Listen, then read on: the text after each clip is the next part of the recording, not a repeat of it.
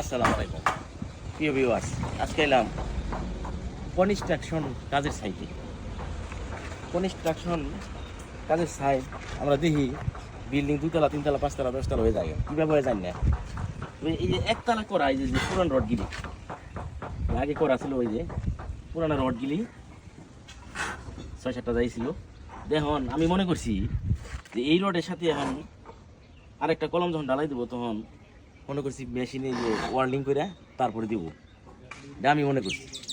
এখন দেখলাম তারা তার দিয়ে বাইন্দা দিল, কিন্তু এখান থেকে একটু গ্যাপ খাওয়াই দিছে। যেমন এই রডটা এই পর্যন্ত, নতুন রডটা দিল আবার নিচ পর্যন্ত, এই পুরানটা এই পর্যন্ত মোটামুটি তারা থেকে 20 ইঞ্চি খাওয়াই দিছে।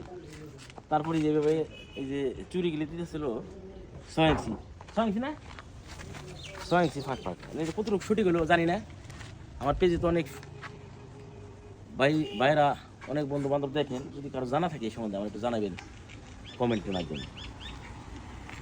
এই যে ভাই এই যে এইভাবে করতে আছে, কীভাবে করে এগুলি আসলে যারা না জানে তাদের জন্য অনেক কিছুই করতে আছে, একটু জানাবেন কষ্ট করে।